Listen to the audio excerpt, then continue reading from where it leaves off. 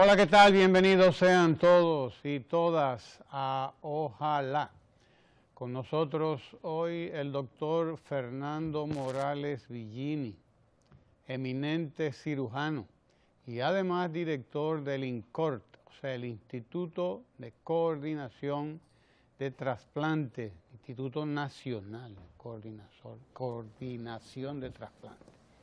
No le vamos a pedir que usted se trasplante nada, ¿verdad, Fernando? Ni cosa que lo parezca, pero ese es un tema muy importante para cualquier país, claro que sí. Se trata de salvar vidas, es de eso de lo que estamos hablando. Para eso ha venido Fernando Morales Villini aquí a, recordarnos una serie de detalles que hay alrededor de la efeméride, ¿no? Del Día, ¿cómo se llama? Internacional del Donante. Día Internacional del Donante. O Día Mundial del Donante. O Día Mundial, sería, claro que sí. Comencemos por ahí, Fernando. Bienvenido a Ojalá. Ramón, mil gracias por esta invitación. Como siempre, tú tan cortés en este programa. Ojalá que yo te deseo todos los éxitos.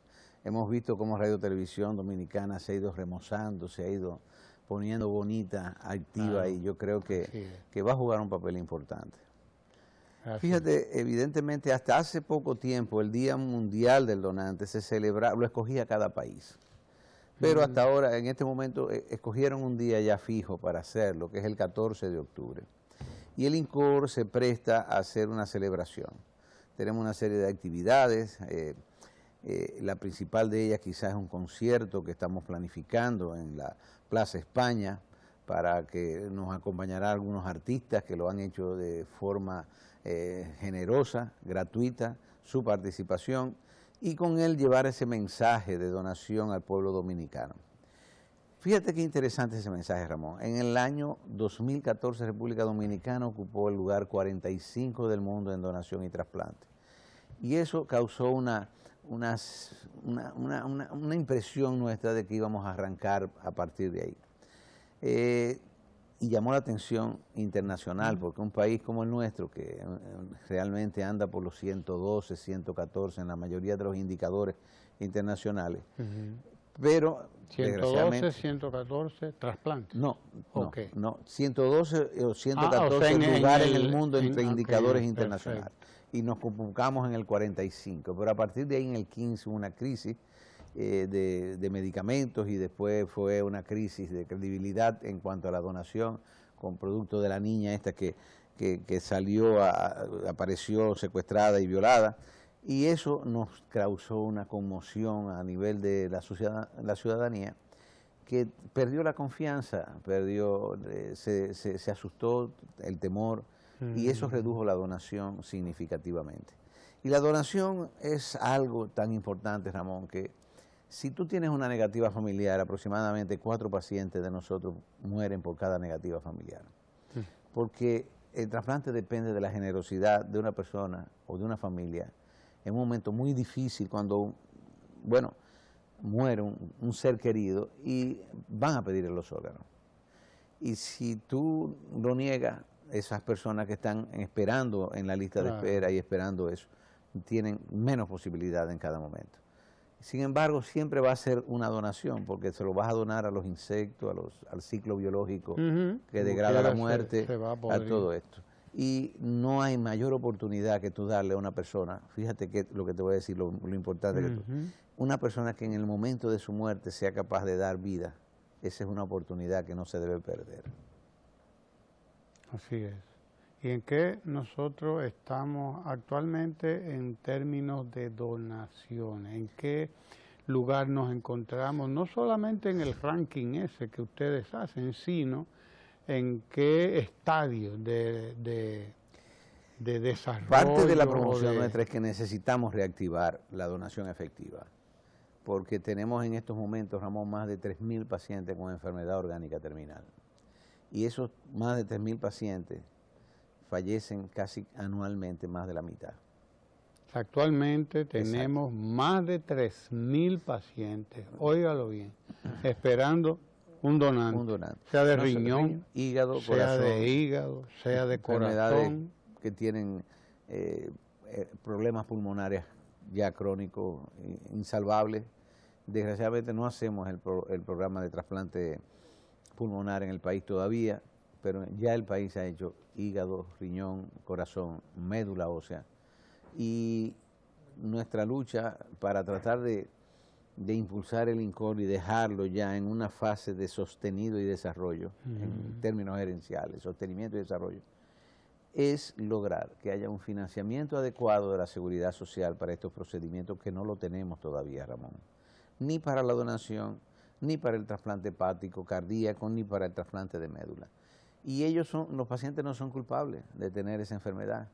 O sea, yo creo que ya llevamos 18 años con una seguridad social cuyas RS todavía no acaban de suplir las necesidades básicas de salud del pueblo o de los afiliados, que son los que pagan ese sistema de seguridad social.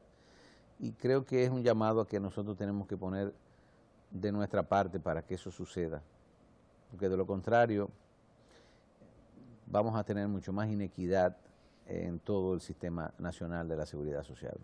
¿Qué hacer para bregar con todos esos prejuicios? Mira, y para despertar un tanto el sentido, porque de eso se trata, de despertar el sentido de solidaridad de la gente, de generosidad en la gente. O sea, es que no es tan fácil como creen. No, no es tan sencillo, Ramón. Tú sabes que llegar a todo rincón dominicano no es fácil. Nosotros tenemos una proliferación de medios de comunicación, donde tú puedes estar hablando aquí, te ven 3.500 personas, o 5.000, 60.000, no sé, un número importante. X. Pero lo que tú dices puede ser que concite la atención en un momento dado, pero luego se queda en el aire, se queda. Y mantener una constancia de permanencia en los medios de comunicación, educando en las escuelas a los estudiantes, convirtiendo a los estudiantes en promotores realmente de la donación, porque la donación nos beneficia a todos. Tú, yo, Sí, todos los que todo. estamos aquí en el estudio, en un momento de la vida, o vamos a necesitar un órgano para nosotros mismos, o para un familiar, o para un hijo. Y tú te imaginas que tú tengas un hijo que necesite un órgano, la impotencia y el desasosiego que eso genera en tu familia y en todos los allegados. Es terrible, porque tú no puedes ir a comprar nada, ni en una farmacia, en un centro que vende elementos técnicos. No es como si tú vas a ponerle una cadera a una persona, una rodilla, una válvula cardíaca, que tú lo tienes en el hospital, mide cuál es la que mejor le cabe y la pone y la coloca. Esto no, esto descansa. En el momento más doloroso de esa familia, donde un familiar tiene un accidente o un ACV y fallece, que esa familia, al solicitarle los órganos, tenga la generosidad y la lucidez suficiente de decir, esta es una gran oportunidad de que mi hijo, mi padre o el que murió, el que falleció familiar, pueda dar vida después de la muerte y no llevarse esos órganos para el cementerio. Yo creo que ese es el punto clave, pero llegar al mundo, a los 10,5 millones de dominicanos, es nuestra meta.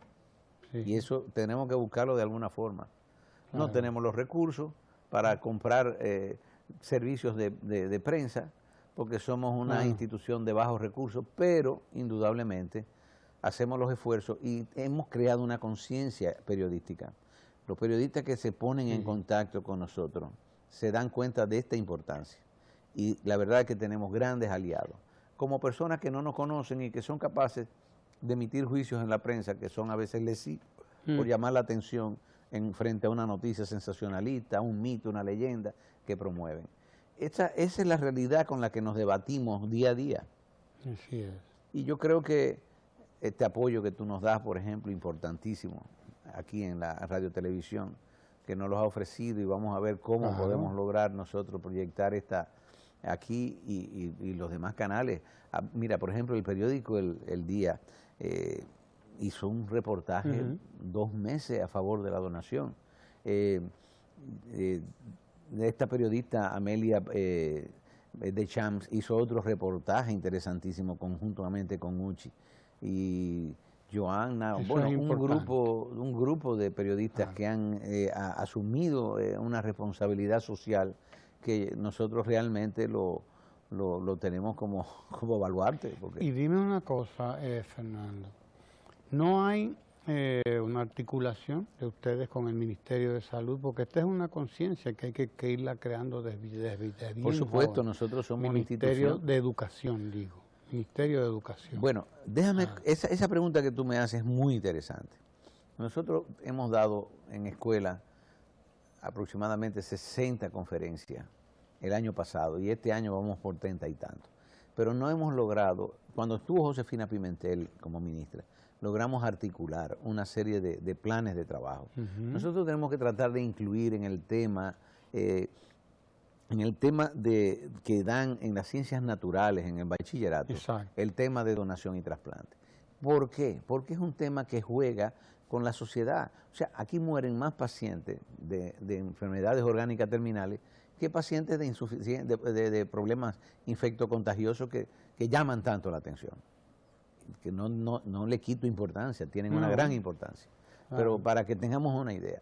Entonces, el trasplante en estos momentos en los hospitales de tercer y cuarto nivel involucra más del 40% de todos los profesionales que están en esos hospitales. No está en los pensos docentes de las universidades de medicina. No es un tema obligatorio, es un tema que va circunstancial, porque algunos profesionales lo introducen, pero no está en los pensos, cosa que se está introduciendo en todas las universidades, en las escuelas. Entonces, el estudiante de tercer y cuarto año, así como el estudiante de primaria, tiene un efecto multiplicador en la familia. Porque tú le pones un trabajo, le pone el maestro esto, y lo tiene en el libro, tiene que estudiarlo porque va a estar en el examen. Y se convierte en un tema del día a día. Y ese es un objetivo. Claro. Hemos tratado de reunirnos con el nuevo incumbente del Ministerio de Educación. Ojalá que en un momento dado nos den la cita para nosotros poder llegar ahí y decirle de estos planes que tenemos, que estamos en la mejor disposición de colaborar mutuamente con una renovación del pensum quizás curricular del área de las ciencias naturales. Ciencias naturales, anatomía concretamente. Exactamente. Sí, y todo porque eso es creación de una conciencia. Es fundamental la conciencia eso, de la donación. Este café de Rancho Arriba, ¿no? Debe serlo, claro que sí, es de Ocoa, no. Los perellos no se pierden en eso. Ese es su centro completo de... Pues sí, se trata de ir creando educación, de crear conciencia, de que yo puedo dar vida aún después de la muerte. Porque hay trasplantes, por ejemplo, tengo el caso de una alumna mía de La Salle que donó un riñón. Por suerte de los riñones tenemos dos. Ella se lo donó a una hermana suya que tenía problemas, realmente iba a morir. Y bueno, ella no ha tenido ningún problema, ella vive, y su hermana por igual. Pero ya hay casos de donación de órganos que son los que tú cuentas, que son más extremos, es decir, es una persona que perdió la vida. Por supuesto. Pero fíjate, Ramón, la diferencia. Nosotros estamos tratando de promover la donación de pacientes que han fallecido. Porque una persona que fallece puede dar 2 riñones para 2 personas, un hígado, un corazón, puede dar páncreas, puede dar pulmones, puede dar intestino, o sea, puede dar tejido. Y no se desfigura el cuerpo, la capacidad de velatorio se prolonga porque al tú sacar los órganos, ese cadáver tiene mayor capacidad de permanecer. Bueno, hay una serie de ventajas.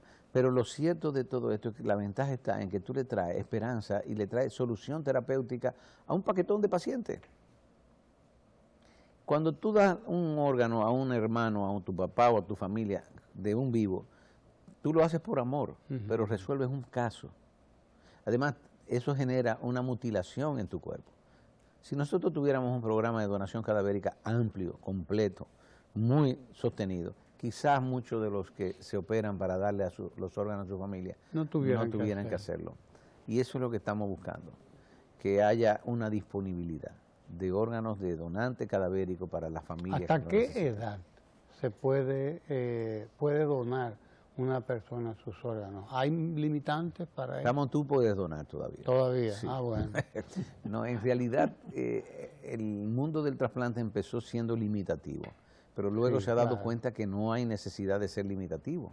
Se ha dado cuenta que en hígado, por ejemplo, se han hecho donantes de 95 años. Claro, un hígado de 95 años de una persona para ponérselo a una persona longeva, pero el hígado tiene la particularidad de que se autogenera constantemente. Y es posible que ahí esté el secreto de la juventud eterna en el hígado. Oye, sí, Pero bueno, no, todavía eso se está investigando. Por otro lado, los riñones, hasta 60, 70, 75 años se han hecho extirpaciones y donaciones renales. Y es importante tenerla a todas las edades, porque tú sabes que la población va envejeciendo. Claro. Y al envejecer tiene más demanda de este tipo de procedimientos. Entonces, los riñones que le caben a una persona que de nuestra edad deben ser parecidos de nuestra edad, y dejar los riñones de personas más jóvenes para los niños, para los adolescentes y para los adultos jóvenes, que son los que necesitan riñones más jóvenes.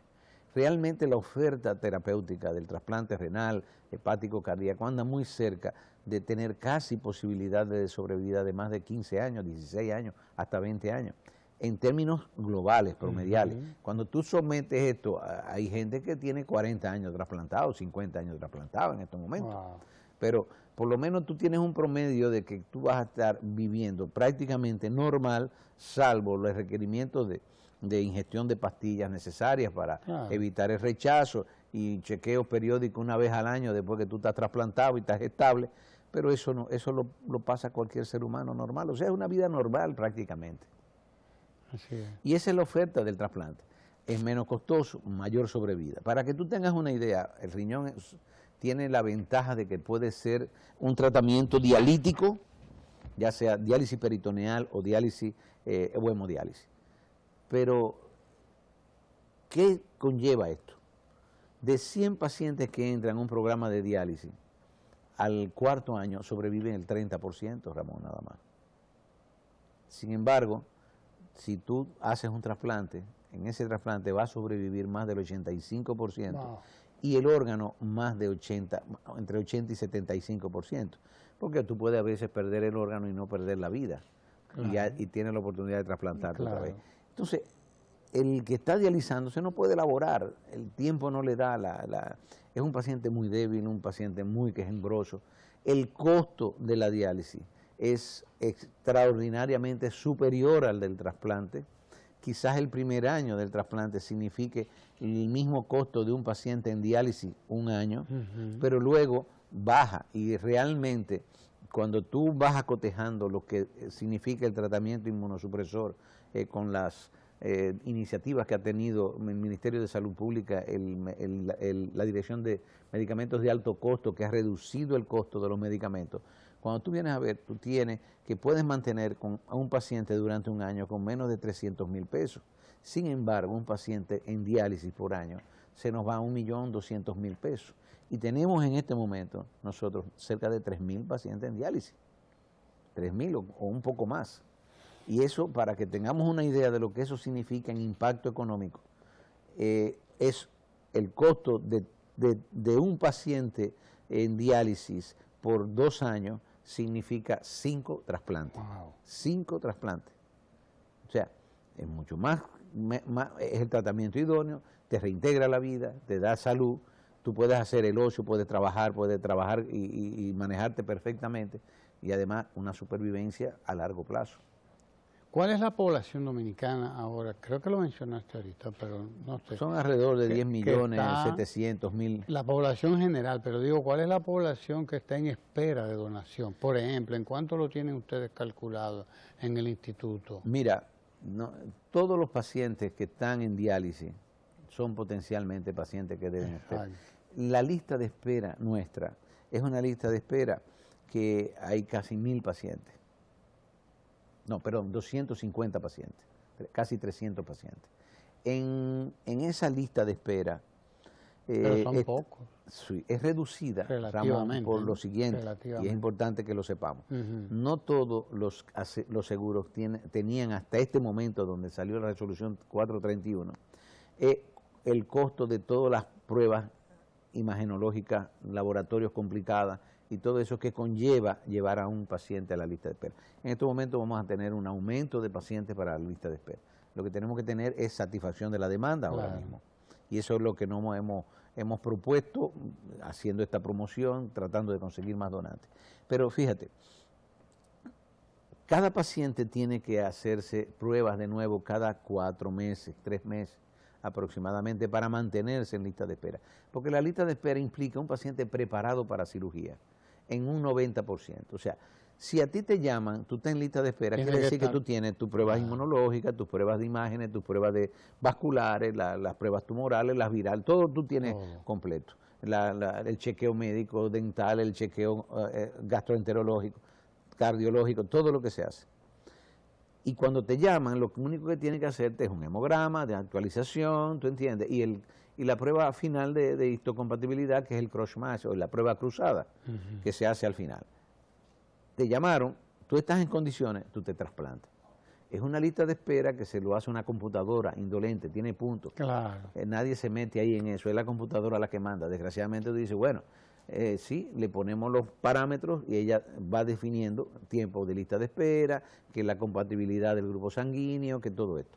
Entonces, eso nos da a nosotros la capacidad de hacer algo justo y equitativo, no que haya una selección por dedo, de que todo el mundo que llegue a lista de espera tiene las mismas posibilidades de ser trasplantado, independientemente de que tenga seguro o no en el caso, porque hay compromiso. El Centro Cardio-Neurooftalmológico, SECANO, tiene el compromiso de que todo el que esté en lista de espera tiene que trasplantarse, aunque no tenga dinero, y ellos lo están cubriendo. Entonces ahora creo que ya en esto vamos a tener próximamente la donación. Se está discutiendo en el Seguro Nacional de Salud, en el Consejo, el impacto que tiene la donación en los pacientes. Y si se logra esto, podríamos empezar a pesquisar en las clínicas privadas. Porque nosotros hasta ahora solamente trabajamos en los hospitales públicos. Y las personas que van a los hospitales públicos son de la mediana, pequeña burguesía, baja y muy pobre. ¿Tú te acuerdas de nuestra clasificación? Claro que sí. Los que se trabajan en clínicas son de la pequeña burguesía, media y alta. Entonces, esos tienen un nivel de información diferente a lo que tienen los pobres. Totalmente. Entonces, eso no han podido acceder a ello. Porque en una clínica tú vas y dices, bueno, después que se muere, hay que pagar por el mantenimiento, hay que pagar por la extracción en la sala de cirugía, por los anestésicos. Y ese jueguito cuesta aproximadamente, así a ojo de buen cubero, Ramón, 80,000 tablas. Sí. Entonces decimos, bueno, ¿quién lo tiene? No hay quien se lo pague los 80,000 pesos y esos donantes se pierden. Wow. Entonces, si logramos que eso se haga ahora, esos donantes podrán reforzar el aparato del INCOR para demandar esos y tener mucho más disponibilidad de órganos para los pacientes que necesiten trasplantarse. Pues es crear conciencia en la gente, no solamente en el propio donante, sino también en los familiares del donante. No, porque la clave es en los familiares. Son los familiares, porque ellos son los que deben tomar la decisión, ¿cierto, no? Tú puedes tomar la voluntad. Nosotros le decimos a toda la persona que se estimule a ser donante, háblelo con su familia. Exacto. Porque tú cuando te mueras, tú no eres capaz de decir yo soy donante. No, es tu familia cuando se le pregunte. Y esa familia deberá tener el deber de complacerte. Pero además, cuando tú le planteas este problema y lo hablas en una reunión familiar, en el cumpleaños de tu mamá o de tu papá o el de tu hija, donde están todos los familiares, por lo regular se unifican. Esa familia se unifica. Porque esto es un acto de amor, es un acto que beneficia a todos. Cuando se ve así sin presión, la gente dice, concho, sí, ¿cómo no voy a donar? Pero si no tiene información al respecto y llegas allá y se sorprende con esto, por lo regular el temor, la incertidumbre y no conocer inclusive la posición religiosa. Todas las religiones apoyan la donación y el trasplante. Y la mayoría de los feligreses de sus religiones no lo saben. Hasta los testigos de Jehová, porque hasta algunos de ellos no los donan testigos de Jehová no son, ni sangre, no permiten la donación de sangre, pero la de órganos sí. Ellos exigen que el órgano sea muy lavado, muy bien eliminado todos los elementos de sangre que tenga. Y le permiten. ¿Es posible? Sí. Ah, bueno. Sí, es posible. Ustedes saben de eso. Mira, me están haciendo señas de que tenemos un video ahí, ¿verdad? Que podemos, es un testimonio que podemos compartir con nuestros televidentes para ilustrar lo que estamos hablando con respecto a la donación de órganos. Adelante, señor director, vamos a compartir este video del INCOR. Yo era comerciante, me retiré, vamos a decir que voluntaria y obligatoriamente por la enfermedad, al otro día de trasplantarme, ya tú te sientes diferente. Ya eres otra persona, tú eres un ente otra vez productivo. Nosotros somos un país muy solidario, el dominicano es muy solidario. Entonces, ¿por qué nosotros no podemos involucrarnos y darle vida a otra persona? Sé un héroe, ayuda a salvar vidas. Creo que hay otro testimonio, ¿no? Además del de Ramón Soto, que es ocoeño, ¿no? Además. Sí, pariente tuyo, yo creo. Para que usted vea que los ocoeños somos solidarios. Digo, él recibió la solidaridad, ¿verdad que sí? Pero bueno, estamos dispuestos a recibir y a dar también. Debemos estar dispuestos a dar. Nuria Molano, vamos a ver, comiéncelo, señor director, póngalo a comenzar, por favor, sí. Porque esta es una campaña desarrollada por el Esta es la ¿verdad? campaña, en lo parte de lo que se hizo con el día, Dayana y el director del día, todos tuvieron una participación extraordinaria y un agradecimiento eterno. Ellos se sintieron realmente motivados por este proceso de donación y el día jugó un papel trascendental y lo sigue jugando. Muy bien, muy bien. Adelante, señor director, vámonos con este otro testimonio, claro que sí. Adelante. Yo le exhorto a la población que donen, que no hacemos nada con los órganos después de la muerte. Simplemente abonar una tierra, mientras que cuando usted dona el órgano de un familiar, usted le da vida a otra persona y tiene la esperanza y la fe de que su familiar va a vivir a través de otra persona. De eso se trata, de prolongar la vida más allá de uno mismo. Exacto, Ramón. De prolongarla en los demás. Es un acto de amor, un acto de solidaridad que no tiene además precio, eso no tiene, porque además es toda una familia que agradece, que va a...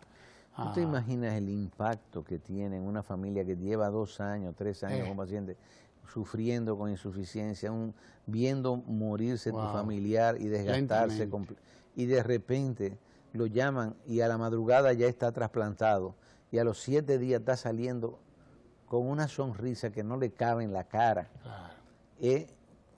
demostrando que tiene fuerza, que es capaz casi de volar. Ese es el cambio. Y es mucho lo que se ha avanzado en materia de trasplante. O sea, yo me recuerdo cuando se hizo el primer trasplante de corazón, algo así, que Barnard, en el sudafricano, sí. pero de ahí para acá es mucho el agua que ha caído ya, y mucho lo que se ha avanzado en todo esto, ¿verdad? La técnica quirúrgica se ha ido depurando, pero evidentemente el avance más significativo lo ha dado la farmacología. La cantidad de medicamentos que disponemos ya para poder evitar el rechazo. Que era o sea, antes, cuando se iniciaron los trasplantes a finales de la década del 50, 60 y 70, no se disponía de medicamentos inmunosupresores suficientes, eran de algunos solamente. Entonces, la capacidad de rechazo era más de un 50%. Wow. Luego vino la ciclosporina, un anticalcineurínico, revolucionó el mundo de la donación y el trasplante, empezaron nuevos medicamentos y hoy en día la tasa de rechazo es menor de 10. Wow. Y la recuperación con las nuevas drogas anti-rechazo agudo te permiten a ti que menos del 3% de los rechazos o 4% de los rechazos son definitivos, lo que ha dado un margen amplio de seguridad de la donación y el trasplante. Por supuesto, nuevas técnicas, nuevos hilos, nuevas suturas, ya la cirugía prácticamente se conoce completamente, pero a veces hay nuevas modalidades. Ahora mismo se está usando en la extracción renal del paciente vivo relacionado la cirugía laparoscópica, que le da una incisión mucho menor que la que habitualmente tenía, y eso le agrada a los pacientes. Es el mismo procedimiento quirúrgico que se hace tanto en la laparoscopía como normal, pero la diferencia está en el abordaje. Y el abordaje, al cambiar la cirugía grande, la incisión grande que tú disponías por una, bueno, tiene que ser más o menos de 10, 12 centímetros, pero cambia completamente la tónica. Y indudablemente cada día habrá nuevos inmunosupresores. Quizás en un futuro podemos decir que las células madre encontremos la fórmula de que cómo se diferencien de yo tener un grupo de células madre y con alguna sustancia, alguna enzima, pueda decir, bueno, ve y sustituye las células renales que están dañadas, o ve y sustituye las células cardíacas que están dañadas, pero todavía eso no lo hemos logrado, es una esperanza latente en todos los científicos del mundo, y penosamente, volviendo a este tema, unos vivos se aprovechan de esta coyuntura y promueven la terapia celular como que cura todo y engañan al más lindo Oye, andan vendiendo por ahí células madre hasta en potecitos. Yo no sé si tú te has topado con No, esto no tiene madre. No tiene nombre. Que usted pueda creer que le pueden vender células madre en un pot. Yo lo vi en San Francisco de Macorís, me encontré con un periodista nada más y nada menos, que él decía que que le habían vendido células madre en unas pastillas. Por Dios, ¿hasta dónde? Pues ese es otro tema, tenemos que abordar los mitos. Cuando tú quieras, Ramón. Los mitos con todas esas cosas, sí. porque la gente tiene que tener información que le permita no ser timada, no ser engañada, ¿entiendes? Pero lo mismo que con los trasplantes, la gente cree que puede hacer un trasplante, que no, eso fue que mataron a una persona, le sacaron un órgano para donarlo, pero ¿y usted sabe lo que implica una intervención quirúrgica para un... No solo eso, Ramón, para que tú tengas una idea de lo que significa un donante. Un donante es una persona que está en una unidad de terapia intensiva, con un respirador y con sustancias que le permiten a ese corazón seguir latiendo y mantener oxigenado todos los órganos. En esa unidad de terapia intensiva, por lo regular, son de 10, 12 camas. Hay 4 enfermeras por cama, 3 enfermeras por cama, hay 2 médicos por cama, hay residentes que están ahí, imagenólogos, laboratoristas que pasan, camilleros. O sea, en ese trajín de 24 horas, tú vas a tener contacto con aproximadamente un personal que gira de 40 a 50 personas. Si vas a sala de cirugía, cuando te van a extraer, los que van a buscar el corazón, los pulmones y los riñones son equipos diferentes, porque se lo llevan a cada centro. Un centro no trasplanta todo de golpe y porrazo. Entonces, ahí se meten 40 más. Y cuando llegan a los centros, además de la gente de la ambulancia y los traslados y todo esto, la gente cree que hay que implantar por grupo, hay que meter 15 personas entre circulantes, instrumentistas, anestesiólogos, los cirujanos que participan, los intensivistas que van a trabajar en el seguimiento. Un donante genera alrededor de él más de 150 especialistas. Yo no estoy hablando de enfermeros, especialistas. Además. Entonces, eso es imposible. No es como cambiarle los frenos a un carro, ¿no? No, imposible. Ni una goma, ni cambiarle nada, ni el motor, ni nada. Pero desgraciadamente, Ramón, es una noticia que impacta, llama la atención. Sí, claro. Y muchas veces en la prensa, tú sabes que ese tipo de cosas vende, o ellos creen que llaman la atención, el rating, pero produce un daño terrible de confianza en la población. Ante esto, ese caso que pasó, que ni quiero ya mencionar lo que pasó, nos redujo la donación a 0 durante 6 meses. ¡Wow! Un impacto terrible. Cuando lo que buscamos es lo contrario, es que desarrollemos nuestra capacidad de solidaridad, de compartir, de dar vida, de dar amor, como dice una campaña de donación que hay por ahí. Así que gracias a Fernando Morales Villini, el director del Instituto de Coordinación de Trasplante, eminente cirujano dominicano y dedicado a estas causas, las mejores causas del pueblo dominicano, por toda su vida, además, toda su vida dedicado a esto. Gracias a ustedes también y sigan ahí porque, bueno, no solamente es que tenemos que educarnos en torno a estos temas, sino que también debemos compartir, además de órganos, información. Hay que compartir información, mucha información, para que la gente no sea estafada y para que la gente además gane confianza y conocimiento en todo lo que tiene que ver con temas tan importantes como este, que es donar vida. Hay que donar vida, ser capaces de hacerlo. No se muevan de ahí porque tenemos mucho más contenido. Gracias, Fernando.